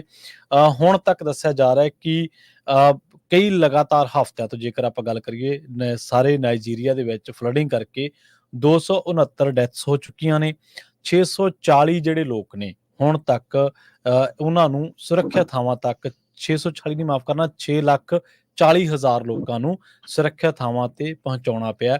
ਤੇ ਕੰਟਰੀ ਦੀ ਜਿਹੜੀ ਡਿਜ਼ਾਸਟਰ ਮੈਨੇਜਮੈਂਟ ਏਜੰਸੀ ਉਹਦੇ ਜਿਹੜੇ ਆંકੜੇ ਨੇ, ਨੇਮਾ ਉਹਦਾ ਨਾਮ ਹੈ, ਉਹਦੇ ਦੱਸਣ ਦੇ ਮੁਤਾਬਕ ਬੋਰਨੋ ਸਟੇਟ ਜਿਹੜੀ ਇੱਕ ਅਜਿਹੀ ਆ ਜਿਹਦੇ ਇਲਾਕੇ ਸਭ ਤੋਂ ਜ਼ਿਆਦਾ ਪ੍ਰਭਾਵਿਤ ਨੇ। ਹੁਣ ਉੱਥੇ ਦੱਸਿਆ ਜਾ ਰਿਹਾ ਕਿ ਇਹਨਾਂ ਹੜ੍ਹਾਂ ਕਰਕੇ ਜਿਹੜਾ ਨਾਈਜੀਰੀਅਨ ਜ਼ੂ ਹੈ ਉਹਦੇ ਵਿੱਚੋਂ ਵੀ ਕਾਫੀ ਜਿਹੜੀ ਵੱਡੀ ਗਿਣਤੀ ਦੇ ਵਿੱਚ ਜਿਹੜੇ ਜਾਨਵਰ ਨੇ, ਪੰਛੀ ਨੇ, ਉਹ ਲਾਪਤਾ ਦੱਸੇ ਗਏ ਨੇ ਤੇ ਕਈ ਇਹਦੀ ਲਪੇਟ ਦੇ ਵਿੱਚ ਆਉਣ ਕਰਕੇ ਮਾਰੇ ਵੀ ਗਏ ਨੇ। ਜੀ। ਅਗਲੀ ਖਬਰ ਵੱਲ ਚੱਲੀਏ ਤੇ ਕੈਨੇਡਾ ਦੇ ਵਿੱਚ ਜਿਹੜਾ ਆਪਣਾ ਗੁਆਂਢੀ ਮੁਲਕ ਆ ਉੱਥੇ ਹਜੇ ਵੀ ਬਹੁਤ ਜ਼ਿਆਦਾ ਜਿਹੜੀ ਇਕੋਨਮੀ ਆ ਉਹਦੀ ਜਿਹੜਾ ਦਰਦ ਆ, ਉਹਦਾ ਪੇਨ ਉੱਥੇ ਦੇ ਲੋਕ ਫੀਲ ਕਰ ਰਹੇ ਹੈਗੇ ਆ। ਹਾਲਾਂਕਿ 3 ਵਾਰੀ ਜਿਹੜਾ ਇੰਟਰਸਟ ਰੇਟ ਆ ਕੈਨੇਡਾ ਦੀ ਜਿਹੜੀ ਸਰਕਾਰ ਆ ਉਹ ਕੱਟ ਕਰ ਚੁੱਕੀ ਆ, ਫਿਰ ਵੀ ਜਿਹੜੀ ਇਕੋਨਮੀ ਆ ਉਹਦੇ ਉੱਤੇ ਕਿਸੇ ਤਰ੍ਹਾਂ ਦਾ ਵੀ ਜਿਹੜਾ ਅਸਰ ਗੁੱਡ ਪਾਸੇ ਵੱਲ ਨੂੰ ਜਾਣ ਦਾ ਨਹੀਂ ਪਿਆ ਹੈਗਾ। ਫਾਈਨੈਂਸ਼ੀਅਲ ਪ੍ਰੈਸ਼ਰ ਬਹੁਤ ਜ਼ਿਆਦਾ ਹੈਗਾ ਆ। ਘਰਾਂ ਦੀਆਂ ਜਿਹੜੀਆਂ ਸੇਲਸ ਆ ਪੂਰੀ ਤਰ੍ਹਾਂ ਰੁਕੀਆਂ ਹੋਈਆਂ ਹੈਗੀਆਂ ਆ। ਇਨਫਲੇਸ਼ਨ ਬਹੁਤ ਜ਼ਿਆਦਾ ਵਧੀ ਹੋਈ ਹੈਗੀ ਆ। ਤੇ ਕੈਨੇਡਾ ਦੇ ਲੋਕ ਇਹ ਕਹਿ ਰਹੇ ਆ ਵੀ ਇੱਕ ਵਾਰੀ ਹੋਰ ਜਿਹੜਾ ਇੰਟਰਸਟ ਰੇਟ ਘੱਟ ਹੋਣਾ ਚਾਹੀਦਾ ਹੈਗਾ। ਉੱਥੇ ਦਾ ਜਿਹੜਾ ਫੈਡਰਲ ਰਿਜ਼ਰਵ ਬੋਰਡ ਆ ਉਸਨੇ 3 ਵਾਰੀ ਜਿਹੜਾ ਘੱਟ ਕੀਤਾ ਹੈਗਾ। ਕੈਨੇਡਾ ਦੇ ਵਿੱਚ ਜਿਹੜੀ ਇਨਫਲੇਸ਼ਨ ਆ ਉਹ ਕਹਿ ਤਾਂ ਰਹੇ ਆ ਵੀ 2% ਤੇ ਪਹੁੰਚ ਗਈ ਆ। 2022 ਦੇ ਵਿੱਚ ਬਿਲਕੁਲ ਪੀਕ ਦੇ ਉੱਤੇ ਸੀ, ਪਰ ਆਮ ਲੋਕ ਜਿਸ ਤਰ੍ਹਾਂ ਤੁਸੀਂ USA ਦੇ ਵਿੱਚ ਵੀ ਦੇਖਦੇ ਹੈਗੇ ਆ, ਹਜੇ ਜਿਹੜੀਆਂ ਚੀਜ਼ਾਂ ਦੀਆਂ ਪ੍ਰਾਈਸਿਸ ਆ, ਕੀਮਤਾਂ ਆ, ਹਜੇ ਵੀ ਬਹੁਤ ਜ਼ਿਆਦਾ ਹੈਗੀਆਂ ਆ। ਬੈਂਕ ਆਫ ਕੈਨੇਡਾ ਦੇ ਜਿਹੜੇ ਗਵਰਨਰ ਆ ਟਿਫ ਮੈਕਲੈਮ, ਉਹਨਾਂ ਨੇ ਪ੍ਰੈਸ ਕਾਨਫਰੰਸ ਦੇ ਦੌਰਾਨ ਲੰਡਨ ਦੇ ਵਿੱਚ ਦੱਸਿਆ ਵੀ ਕੰਜ਼ਿਊਮਰ ਦੇ ਕੋਲ ਹੁਣ ਐਕਸਟਰਾ ਮਨੀ ਹੈ ਨਹੀਂ ਸਪੈਂਡ ਕਰਨ ਦੇ ਲਈ। ਕਹਿੰਦੇ ਭਈ ਬਹੁਤ ਜ਼ਿਆਦਾ ਮਨੀ ਕੈਨੇਡੀਅਨ ਲੋਕਾਂ ਦਾ ਉਹਨਾਂ ਦੀ ਮੌਰਗੇਜ ਜਾਂ ਰੈਂਟ ਦੇ ਉੱਤੇ ਚਲੇ ਜਾਂਦਾ ਹੈਗਾ ਆ। 400 ਬਿਲੀਅਨ ਡਾਲਰ ਦੀਆਂ ਜਿਹੜੀਆਂ ਮੌਰਗੇਜਸ ਆ, ਲੋਨ ਆ, ਉਹ 2025 ਦੇ ਵਿੱਚ ਰੀਨਿਊ ਹੋਣੇ ਹੈਗੇ ਆ। ਤੇ ਉੱਥੇ ਜਿਹੜਾ ਅਮਰੀਕਾ ਵਾਂਗ ਨਹੀਂ ਇੰਟਰਸਟ ਰੇਟ ਹੁੰਦਾ, ਇੱਥੇ 30 ਸਾਲਾਂ ਦਾ ਫਿਕਸ ਲੈ ਲਿਆ ਜਾਂ 15 ਸਾਲਾਂ ਦਾ ਫਿਕਸ ਲੈ ਲਿਆ, ਉੱਥੇ ਕੁਛ ਕੁ ਸਾਲ ਦਾ ਹੀ ਫਿਕਸ ਹੁੰਦਾ ਹੈਗਾ, ਮੋਸਟਲੀ ਐਡਜਸਟੇਬਲ ਹੁੰਦਾ ਹੈਗਾ। ਤੇ ਉਹ ਫਿਰ ਜਦੋਂ ਰੀਨਿਊ ਹੁੰਦਾ ਆ, ਜੋ ਵੀ ਕਰੰਟ ਰੇਟ ਆ ਉਹਦੇ ਉੱਤੇ ਹੁੰਦਾ, ਜਿਹਦੇ ਨਾਲ ਕਈ ਵਾਰੀ ਡਬਲ ਵੀ ਲੋਕਾਂ ਦੀ ਜਿਹੜੀ ਪੇਮੈਂਟ ਆ ਹੋ ਜਾਂਦੀ ਆ। ਸੋ ਇਹ ਕੁਝ ਅਮਰੀਕਾ ਦੇ ਵਿੱਚ ਵਾਪਰਿਆ ਸੀ ਜੇ ਲਾਸਟ ਟਾਈਮ ਜਦੋਂ ਰਿਸੈਸ਼ਨ ਆਇਆ ਸੀ 2008-2010 ਦੇ ਵਿੱਚ। ਇੱਕ ਵਿਵੇਕ ਦਹੇਜੀਆ ਕਰਕੇ ਐਸੋਸੀਏਟ ਪ੍ਰੋਫੈਸਰ ਆ ਇਕਨੋਮਿਕਸ ਦੇ ਕਾਰਲਟਨ ਯੂਨੀਵਰਸਿਟੀ ਦੇ ਵਿੱਚ, ਉਹਨਾਂ ਨੇ ਇਹ ਕਿਹਾ ਆ ਇਸ ਵੇਲੇ ਕੈਨੇਡਾ ਦੇ ਵਿੱਚ 5 ਦੇ ਵਿੱਚੋਂ 2 ਜਾਣੇ ਜਿਹੜੇ ਰੈਂਟਰਸ ਰਹਿੰਦੇ ਆ, ਉਹਨਾਂ ਨੂੰ ਬਹੁਤ ਜ਼ਿਆਦਾ ਜਿਹੜਾ ਆ ਪ੍ਰੈਸ਼ਰ ਹੈਗਾ ਆ ਮਨੀ ਦਾ, ਵੀ ਕਿਸ ਤਰ੍ਹਾਂ ਰੈਂਟ ਦੇਣਾ ਆ, ਕਿਸ ਤਰ੍ਹਾਂ ਜਿਹੜਾ ਆਪਾਂ ਘਰ ਦਾ ਜਿਹੜਾ ਸਮਾਨ ਜਾਂ ਸਬਜ਼ੀਆਂ ਜਾਂ ਫੂਡ ਆ ਉਹ ਖਰੀਦਣਾ ਹੈਗਾ। ਸੋ ਓਵਰਆਲ ਸਿਚੁਏਸ਼ਨ ਕੈਨੇਡਾ ਦੇ ਵਿੱਚ ਇਕੋਨਮੀ ਦੀ ਬਹੁਤ ਬੈਡ ਹੈਗੀ ਆ। ਸੇਵਿੰਗ ਲੋਕ ਕਰ ਨਹੀਂ ਰਹੇ ਹੈਗੇ ਕਿਉਂਕਿ ਇਨਕਮ ਨਹੀਂ ਹੈਗੀ ਇੰਨੀ। ਇਸੇ ਕਰਕੇ ਤੁਸੀਂ ਦੇਖਿਆ ਹੋਣਾ ਵੀ ਪਿਛਲੇ ਦਿਨਾਂ ਦੇ ਵਿੱਚ ਅਸੀਂ ਕਾਫੀ ਖਬਰਾਂ ਤੁਹਾਡੇ ਨਾਲ ਸਾਂਝੀਆਂ ਕੀਤੀਆਂ ਸੀਆਂ ਵੀ ਕਿੰਨੀ ਵੱਡੀ ਗਿਣਤੀ ਦੇ ਵਿੱਚ ਕੈਨੇਡਾ ਤੋਂ ਲੋਕ ਬਾਰਡਰ ਕ੍ਰਾਸ ਕਰਕੇ ਅਮਰੀਕਾ ਆ ਰਹੇ ਹੈਗੇ ਆ, ਜਿਨ੍ਹਾਂ ਦੇ ਵਿੱਚ ਮੈਜੋਰਟੀ ਦੇ ਵਿੱਚ ਜਿਹੜੇ ਆ ਉਹ ਪੰਜਾਬੀ ਹੈਗੇ ਜੀ। ਹੁਣ ਆਪਣਾ ਖਬਰਾਂ ਦਾ ਸਮਾਂ ਜਿਹੜਾ ਹਰਜੋਤ ਸਿੰਘ ਜੀ ਉਹ ਸਮਾਪਤੀ ਵਾਲਾ ਜੀ, ਤੇ ਇੱਥੇ ਆਪਾਂ ਲੈਣਾ ਸਾਰੇ ਸਰੋਤਿਆਂ ਤੋਂ, ਦਰਸ਼ਕਾਂ ਤੋਂ ਇਜਾਜ਼ਤ। ਪੰਜਾਬੀ ਰੇਡੀਓ ਇਸੇ ਉੱਤੇ ਤੁਸੀਂ ਅਗਲਾ ਪ੍ਰੋਗਰਾਮ ਜਿਹੜਾ ਸੁਣੋਗੇ ਉਹ ਮਸੂਦ ਮੱਲੀ ਲੈ ਕੇ ਆ ਰਹੇ ਨੇ, ਮੈਂ ਆਵਾਂਗਾ ਨਾਲ ਹਨੇਰੀਆਂ ਦੇ। ਉਸ ਤੋਂ ਬਾਅਦ ਤੁਸੀਂ 11:30 ਪ੍ਰੋਗਰਾਮ ਸੁਣੋਗੇ ਨਜ਼ਰੀਆ, ਤੇ 1 ਵਜੇ ਜਿਹੜਾ ਪ੍ਰੋਗਰਾਮ ਆ ਕੁਝ ਗੱਲਾਂ ਤੇ ਕੁਝ ਗੀਤ ਲੈ ਕੇ ਹਾਜ਼ਰ ਹੋਵਾਂਗੇ। ਜਿਹੜਾ 1 ਤੋਂ 2 ਗੱਲਾਂ ਤੇ ਗੀਤ, ਤੇ ਉਸ ਤੋਂ ਬਾਅਦ 2 ਵਜੇ beyond headlines program Mandeep Poonia ਦੇ ਨਾਲ ਤੁਸੀਂ ਸੁਣੋਗੇ। 2:30 ਵਜੇ ਪ੍ਰੋਗਰਾਮ ਰਿਸ਼ਤੇ ਹੀ ਰਿਸ਼ਤੇ, ਤੇ ਉਸ ਤੋਂ ਬਾਅਦ 3 ਵਜੇ ਪ੍ਰੋਗਰਾਮ ਅੱਜ ਟਿਕਟੌਕ ਦਾ ਹੋਊਗਾ। ਟੈਕ ਦੇ ਨਾਲ ਜੁੜਿਆ ਇੱਕ ਵੱਖਰੀ ਤਰ੍ਹਾਂ ਦਾ ਨਵੇਕਲਾ ਪ੍ਰੋਗਰਾਮ ਆ ਪੰਜਾਬੀ ਰੇਡੀਓ USA ਦਾ। ਆਮ ਮੀਡੀਆ ਅਦਾਰਿਆਂ ਦੇ ਨਾਲੋਂ ਇੱਕ ਨਵਾਂ ਹੰਭਲਾ ਕਿ ਆਪਣੇ ਭਾਈਚਾਰੇ ਨੂੰ, ਆਪਣੇ ਲੋਕਾਂ ਨੂੰ ਟੈਕਨੋਲੋਜੀ ਦੇ ਵਿੱਚ ਕੀ ਕੁਛ ਨਵਾਂ ਵਾਪਰਿਆ, AI ਕਿਸ ਤਰੀਕੇ ਦੇ ਨਾਲ ਜੌਬਸ ਨੂੰ ਪ੍ਰਭਾਵਿਤ ਕਰ ਰਹੀ ਹੈ, ਉਹਨਾਂ ਸਾਰੀਆਂ ਚਰਚਾਵਾਂ ਤੇ ਆਧਾਰਿਤ ਹੈ ਪ੍ਰੋਗਰਾਮ ਟਿਕਟੌਕ। ਤੇ ਉਸ ਤੋਂ ਬਾਅਦ 4 ਵਜੇ ਪ੍ਰੋਗਰਾਮ ਜਿਹੜਾ ਉਹ ਬਲਵਿੰਦਰ ਕੌਰ ਜੀ ਲੈ ਕੇ ਆਉਂਦੇ ਨੇ, ਤੇ 5:30 ਵਜੇ ਪ੍ਰੋਗਰਾਮ ਜਿਹੜਾ 5:40 ਤੇ update California. Update California program ਤੋਂ ਬਾਅਦ ਸ਼ਾਮ ਨੂੰ ਤੁਸੀਂ 6 ਵਜੇ ਸਰਵਣ ਕਰੋਗੇ ਸ਼ਾਮ ਦੇ ਦੀਵਾਨ, ਤੇ 8 ਵਜੇ ਪ੍ਰੋਗਰਾਮ ਲੈ ਕੇ ਹਾਜ਼ਰ ਹੋਵਾਂਗੇ ਦੀਪਕ ਸ਼ਰਮਾ ਜੀ ਦੇ ਨਾਲ, ਜਿਹੜਾ ਪ੍ਰੋਗਰਾਮ ਖਬਰ ਤੇ ਨਜ਼ਰ। ਤੇ ਉਸ ਤੋਂ ਬਾਅਦ ਮੱਲੀ ਸਾਹਿਬ ਆਪਣਾ ਪ੍ਰੋਗਰਾਮ ਲੈ ਕੇ ਆਉਣਗੇ ਉਸ ਖਬਰ ਤੇ ਨਜ਼ਰ ਪ੍ਰੋਗਰਾਮ ਤੋਂ ਬਾਅਦ, ਲੈਂਦੇ ਪੰਜਾਬ ਦੀਆਂ ਬਾਤਾਂ ਜੀ। ਪੰਜਾਬੀ ਰੇਡੀਓ USA ਦੀ ਜਿਹੜੀ ਐਪ ਆ ਉਹ ਅਪਡੇਟ ਕਰ ਦਿੱਤੀ ਗਈ ਹੈ। ਜੇ ਤੁਹਾਨੂੰ ਹਜੇ ਵੀ ਕੋਈ ਪ੍ਰੋਬਲਮ ਆਉਂਦੀ ਹੈ ਜਰੂਰ ਕਾਲ ਕਰ ਲਿਓ ਪੰਜਾਬੀ ਰੇਡੀਓ USA ਦੇ ਸਟੂਡੀਓ 'ਚ 408 272 5200। ਸੋ ਮੇਨ ਰੀਜ਼ਨ ਸਾਡਾ ਇਹੀ ਸੀ ਕਿ ਕੋਈ ਬਹੁਤ ਕੰਪਲੇਨਸ ਆਉਂਦੀਆਂ ਸੀ ਵੀ ਉਹਨਾਂ ਦੇ ਵਿੱਚ ਐਡਾਂ ਬਹੁਤ ਹੁੰਦੀਆਂ। ਸੋ ਇਹ ਹੁਣ ਬਿਨਾਂ ਐਡਵਰਟਾਈਜ਼ਮੈਂਟਸ ਤੋਂ ਇਹ ਐਪ ਹੈਗੀ ਆ। ਰੈਗੂਲਰ ਜਿਹੜੀਆਂ ਪੰਜਾਬੀ ਰੇਡੀਓ USA ਦੀਆਂ ਐਡਸ ਆ ਉਹ ਜ਼ਰੂਰ ਸੁਣੋਗੇ, ਪਰ ਜਿਹੜੀਆਂ ਵਾਧੂ ਐਡਾਂ ਹੁੰਦੀਆਂ ਸੀ ਕਈ ਵਾਰ ਜਦੋਂ ਸਾਡੇ ਜਿਹੜੇ ਕਈ ਸਪੈਸ਼ਲ ਪ੍ਰੋਗਰਾਮ ਆ ਜਿਹਦੇ ਵਿੱਚ ਹਜ਼ਾਰਾਂ ਦੇ ਹਿਸਾਬ ਨਾਲ ਲੋਕ ਜੁੜ ਜਾਂਦੇ, ਉਸ ਟਾਈਮ ਐਡ ਤੇ ਐਡ ਆ ਜਾਂਦੀ ਸੀ, ਲੋਕ ਔਖੇ ਹੁੰਦੇ ਸੀ। ਇਸੇ ਕਰਕੇ ਉਹ ਜਿਹੜੀ ਐਪ ਆ ਅਸੀਂ ਐਡਾਂ ਵਾਲੀ ਟੋਟਲੀ ਰਿਮੂਵ ਕੀਤੀ ਹੈਗੀ ਆ ਤੁਹਾਡੀ ਸਹੂਲਤ ਦੇ ਲਈ। ਸੋ ਅਪਡੇਟ ਕਰ ਲਿਓ ਆਪਣੀ ਪੰਜਾਬੀ ਰੇਡੀਓ USA ਦੀ ਜਿਹੜੀ ਐਪ ਹੈਗੀ ਆ, ਚਾਹੇ ਉਹ ਐਂਡਰੋਇਡ ਦੇ ਉੱਤੇ ਆ ਤੇ ਚਾਹੇ ਆਈਫੋਨ ਦੇ ਉੱਤੇ ਜੀ। ਬਿਲਕੁਲ। ਤੇ ਜੇਕਰ ਇਸ ਬਾਬਤ ਤੁਹਾਨੂੰ ਕੋਈ ਸਮਝ ਨਹੀਂ ਆ ਰਿਹਾ ਤੁਸੀਂ ਕਾਲ ਵੀ ਕਰ ਸਕਦੇ ਹੋ, ਤੇ ਪੰਜਾਬੀ ਰੇਡੀਓ USA ਤੇ ਇਸ ਬਾਬਤ ਇੱਕ ਵੀਡੀਓ ਵੀ ਸਾਂਝੀ ਕੀਤੀ ਆ ਫੇਸਬੁੱਕ ਤੇ ਜਾ ਕੇ, ਤੁਸੀਂ ਉਹ ਵੀਡੀਓ ਵੀ ਜਿਹੜੀ ਆ ਉਹ ਦੇਖ ਸਕਦੇ ਹੋ ਜੀ। ਇੱਥੇ ਸਰੋਤਿਆਂ ਤੋਂ ਇਜਾਜ਼ਤ ਲੈਣੇ ਮੇਰੇ ਹਰਜੋਤ ਸਿੰਘ ਵੱਲੋਂ ਤੇ ਪ੍ਰਵੀਨ ਸ਼ਰਮਾ ਵੱਲੋਂ। ਤੁਹਾਨੂੰ ਸਾਰਿਆਂ ਨੂੰ ਬਹੁਤ ਹੀ ਪਿਆਰ ਤੇ ਸਤਿਕਾਰ ਭਰੀ ਸਤਿ ਸ੍ਰੀ ਅਕਾਲ, ਤੇ ਸੁਣਦੇ ਰਹੋ ਪੰਜਾਬੀ ਰੇਡੀਓ USA।